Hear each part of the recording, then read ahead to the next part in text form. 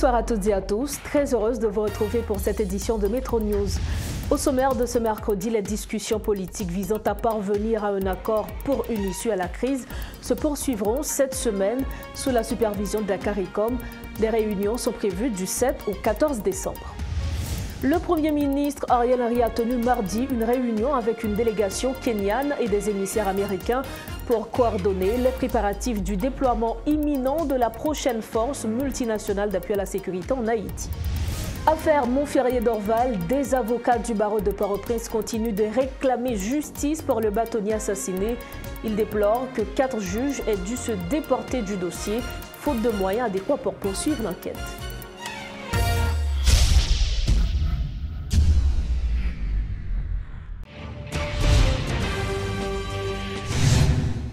Dorochef, bonsoir. On démarre ce journal politique. Les pourparlers entre les acteurs politiques se poursuivront cette semaine sous la supervision des éminentes personnalités de la CARICOM. Selon des acteurs qui prendront part aux discussions, une réunion informelle est prévue ce jeudi 7 décembre avec différents groupes politiques. Le 8 décembre marquera le début des discussions formelles sur la proposition présentée aux protagonistes de la crise par le groupe des émissaires de l'organisation régionale en vue de parvenir à la signature d'un accord. Dans l'intervalle, plusieurs opposants au pouvoir en place ont confirmé leur engagement à participer à cette nouvelle phase du dialogue. Le groupe des éminentes personnalités est encore une fois dans nos murs pour une énième tentative à un dénouement de la crise. S'agira-t-il de la dernière mission? Pour en parler, l'économiste et politologue Joseph Harold Pierre est notre invité ce soir via Zoom. Bonsoir et merci de votre disponibilité, Monsieur Pierre. Bonsoir, Madame Barthelmy. C'est un plaisir d'aider à comprendre la crise actuelle et la visite des éminentes personnalités de la CARICOM. Donc, je salue toutes les téléspectatrices et tous les téléspectateurs. Merci. Alors, une autre round de discussion sous l'égide de la CARICOM. Est-ce que vous jugez l'influence de ce groupe assez forte, Monsieur Pierre, pour porter les acteurs à trouver une entente? Est-ce que, par exemple, une médiation avec les États-Unis ne ferait pas déjà bouger les lignes?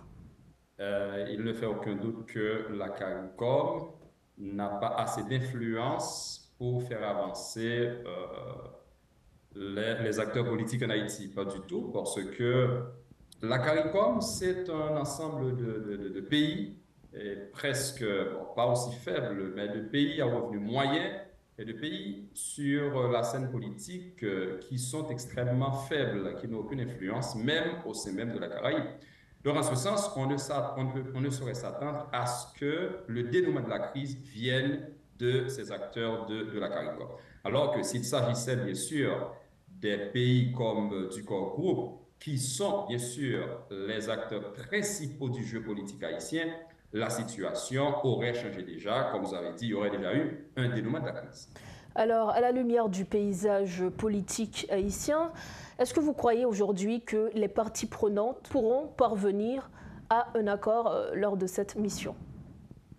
Bon, en fait, ça aurait été un miracle pour plusieurs raisons. Je pense que ce n'est pas possible. Tout d'abord, les parties prenantes. Les parties prenantes, c'est les partis politiques qui ne sont pas des partis politiques, à proprement parler, la société civile, le secteur privé, etc., et le gouvernement.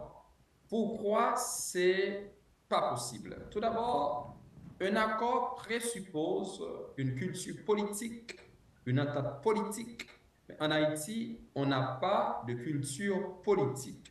On n'a pas de culture de négociation politique. Ceci dit, on ne saurait s'attendre à ce que ces gens arrivent à un accord. Est-ce que cela ne peut pas être changé? Comment? Est-ce que cela ne peut pas être évolué, changé, puisque comme dit l'adage, les gens changent?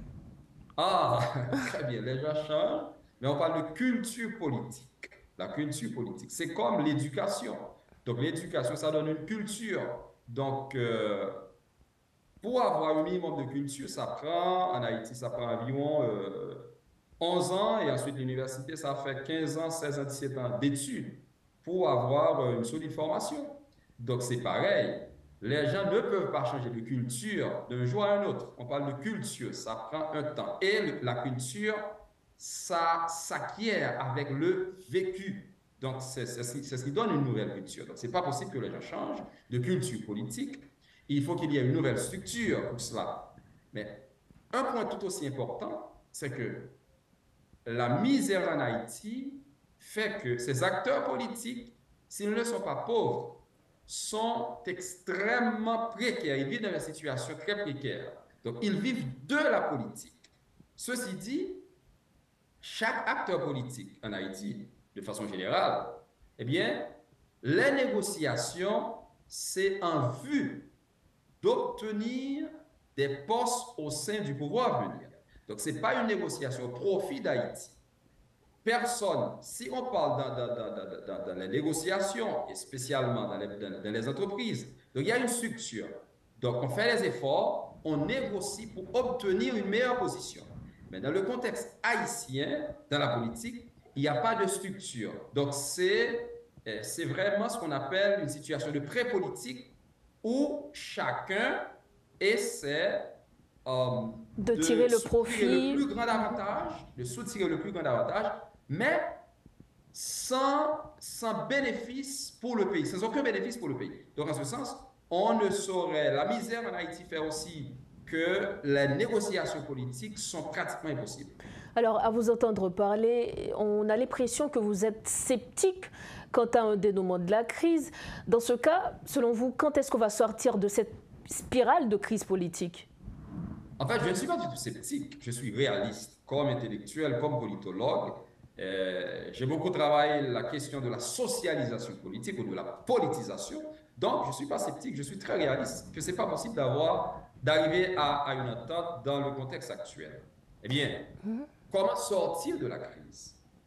Bien, en fait, c'est malheureux de le dire, la seule possibilité actuellement est que l'international, quand je parle international, le corps groupe intervienne. Les acteurs du corps groupe interviennent, en général c'est toujours le cas, et ces gens-là contraignent les acteurs politiques à s'entendre. C'est la seule possibilité. Mais maintenant, dans cette situation contraignante, dans ce nouveau contexte, c'est bien possible que les acteurs sortent du jeu à somme nulle pour arriver, pour passer à un jeu à somme positive. Parce qu'à ce moment-là, chacun va négocier, bien sûr, ses intérêts, mais comme il va y avoir nécessairement des regroupements, c'est possible que Haïti en sorte aussi bénéficiaire.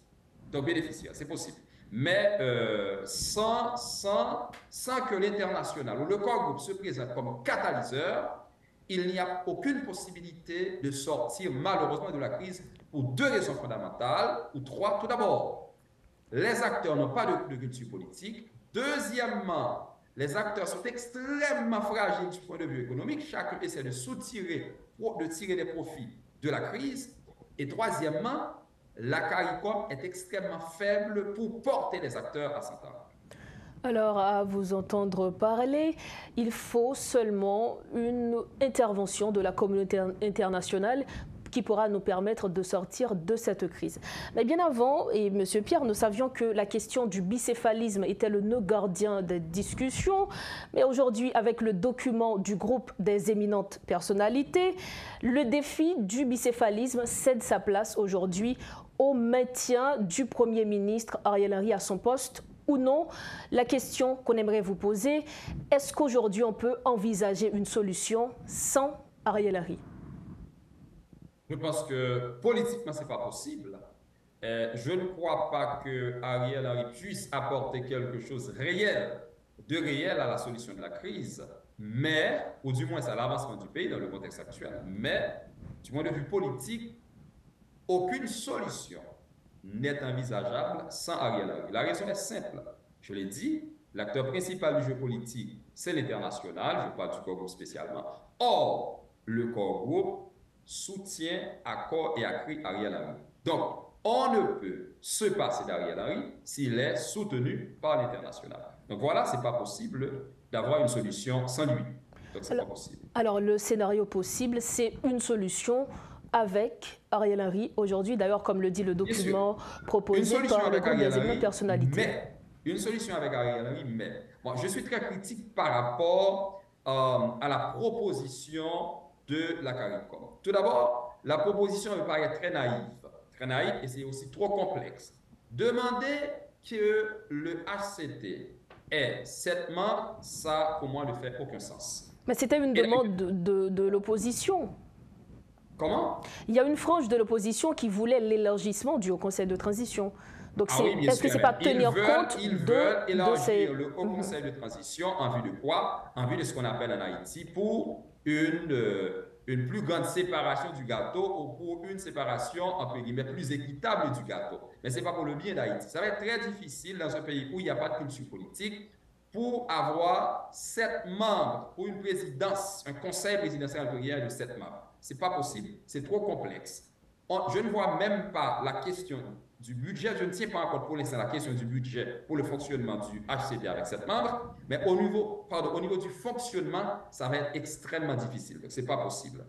Et aussi, une grave erreur, c'est de penser à ce que le secteur religieux est un membre au sein du Conseil. Pas du tout. Je pense que la religion a un rôle important à jouer en Haïti comme observateur, comme accompagnateur, mais pas comme acteur. Je pense que ça ne peut pas aider que la religion occupe une place. Que le secteur privé est seulement un membre, moi, je pense que c'est une idée assez intéressante parce que le secteur privé ne saurait remplacer le secteur politique comme il a été le cas, à mon humble avis, dans le premier document qui a été écrit, le premier accord de décembre de l'année dernière. Donc, en ce sens, je suis d'accord. Et ensuite, vouloir que l'organisme de contrôle dispose de 15 membres, ça ne fait pas de sens. Vouloir aussi réformer la Constitution, on parle de réforme institutionnelle et constitutionnelle, de relance économique, ce n'est pas possible dans 18 mois. Donc je pense que ces gens-là, ils sont assez solides du point de vue technique pour savoir qu'on ne peut pas relancer une économie dans 18 mois, qu'on ne peut pas faire une réforme constitutionnelle. C'est possible d'avoir une réforme constitutionnelle dans 18 mois, mais ça devrait se faire par des acteurs réellement légitimes et élus. Donc, ce n'est pas possible.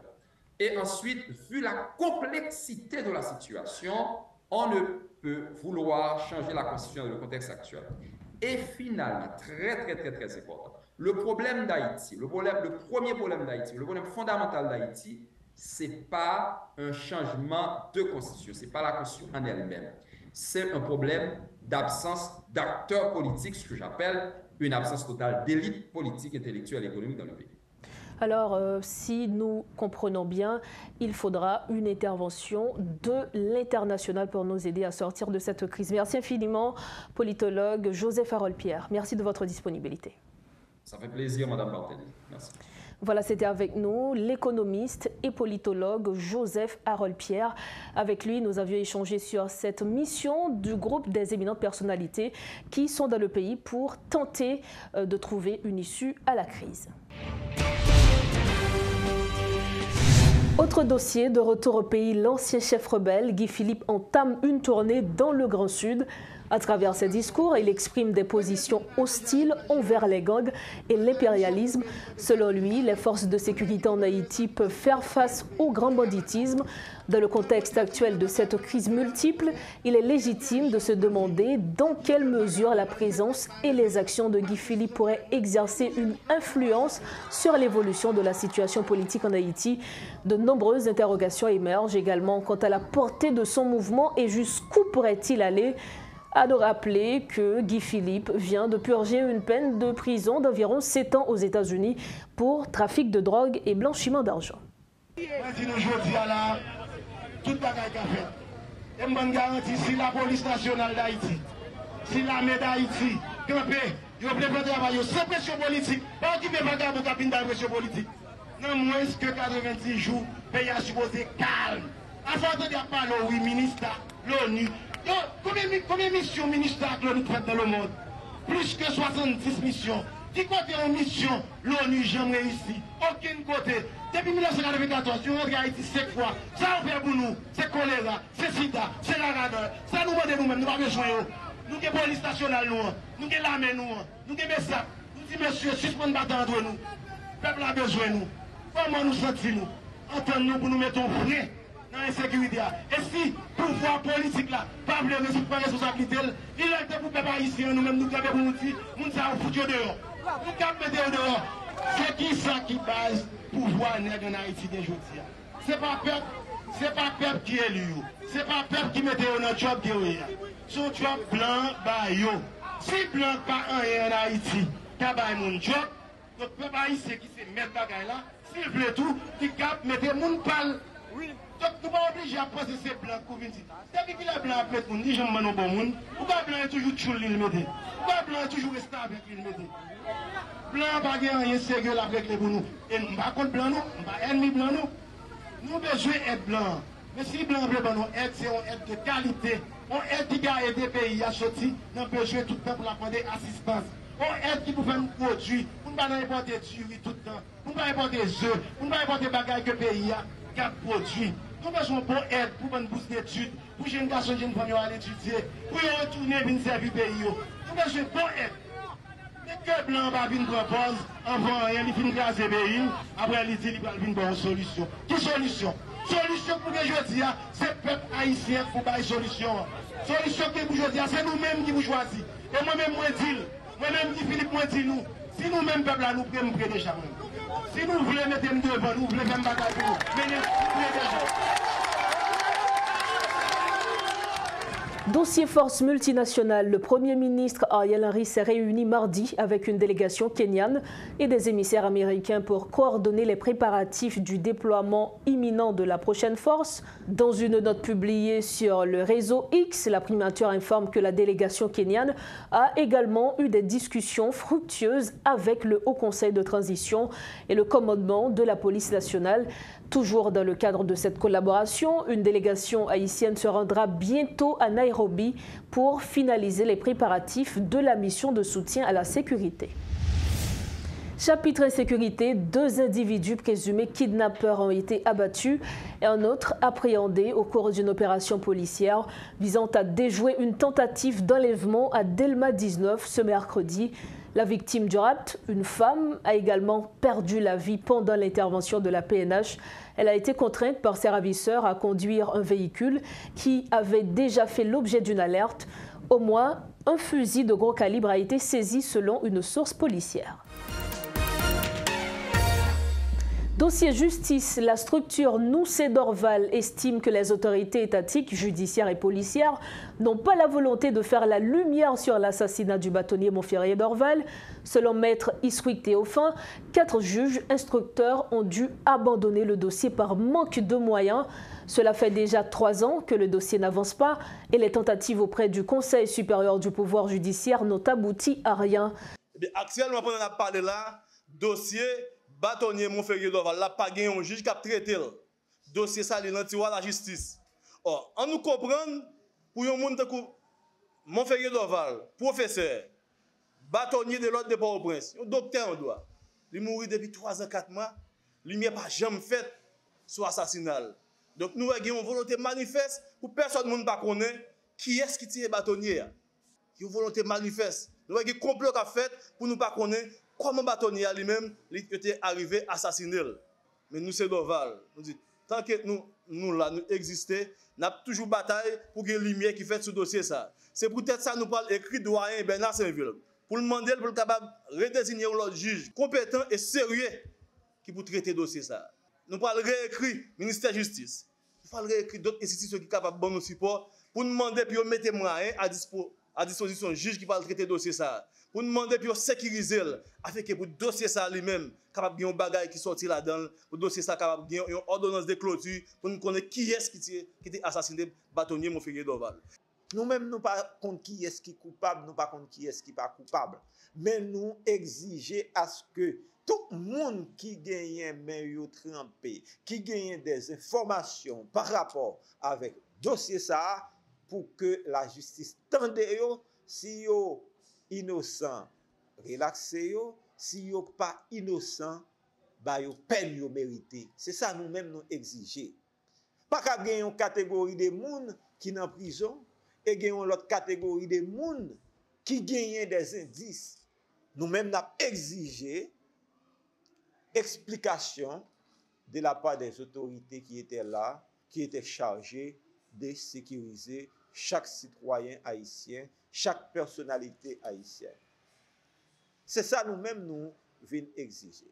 Et je dis, nous te rappelé et écrit avec Organisation des droits humains pour nous dire dossier ça gagne extrême nécessité non seulement pour accompagner les porteurs, les défenseurs, les avant-gardistes de ce dossier, mais également d'exiger auprès des autorités concernées les moyens nécessaires et suffisants pour permettre à ce que juge qui a traité dossier gagne l'attitude, gagne moyen pour que les capables mener à bien dossier. Et puis l'Institut national pour la défense des droits économiques, sociaux et culturels exprime ses inquiétudes face à la violation des droits humains en Haïti. En clôturant ses activités pour l'année 2023 ce mercredi, le président de cette structure a fait état des nombreuses personnes victimes de l'insécurité dans le pays. Fredo Jean-Charles appelle les autorités concernées à assumer leurs responsabilités. Les chiffres macabres du Bureau intégré des Nations Unies, BINU en Haïti, imposent un ressenti apocalyptique sur notre société où près de 500 000 jeunes n'ont pas droit à une éducation adéquate. Près de 815 homicides et 637 enlèvements ont enregistré avec une augmentation de 14% du nombre de victimes de l'année précédente. À ces données-là s'ajoutent des lynchages. Dans le cadre du mouvement Bois-Calais, où il y avait près de 238 individus présumés associés aux activités de gang tués en dehors de toute norme, en violation de l'article 20 de la Constitution du 29 mars 1987, prescrivant la non-reconnaissance de la peine de mort. Les violences sexuelles, notamment les viols, l'exploitation sexuelle et le recrutement d'enfants dans les activités criminelles demeurent préoccupantes jusque-là. Les massacres de la Saline, de Bel-Air, de Tokyo et l'assaut à Kafoufei, zone prise récemment, sans oublier les exécutions extrajudiciaires et des répressions brutales sur la dictature des Duvalier. Malgré tout, l'État reste sourd et muet devant ces drames terrifiants. À quand le grand procès contre les violations systématiques, systémiques et cruelles des droits de l'homme en Haïti? C'est notre question aujourd'hui. Malgré la résurgence des crimes et souffrances qui s'installent dans le pays, de Jean-Bertrand Aristide au feu Jovenel Moïse, à chaque revendication, on entend des phrases ironiques telles que « Ah mon cher, posez bonne question, passez pour m'a passé chez chaud. Tout est sous contrôle. Est-ce que ça dérange?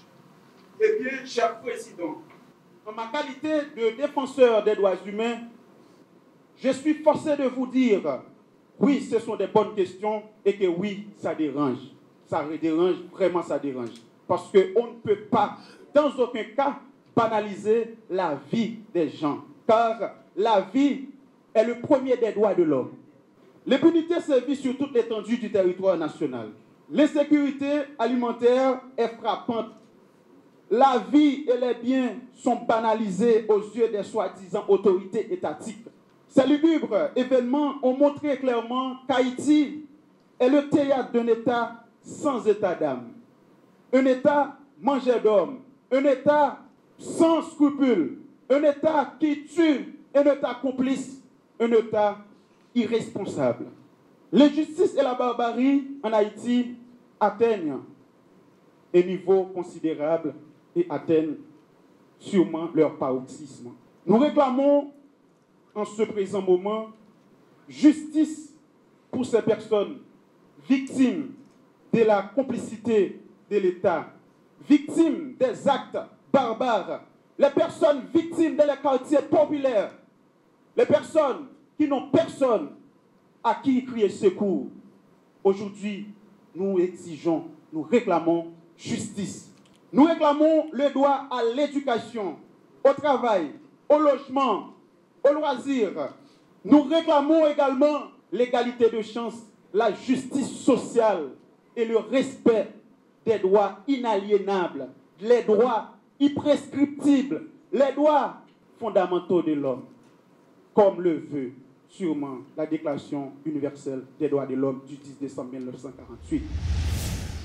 Nous sommes au terme de ce journal, mais avant de partir, voici le rappel des titres à la une de ce mercredi.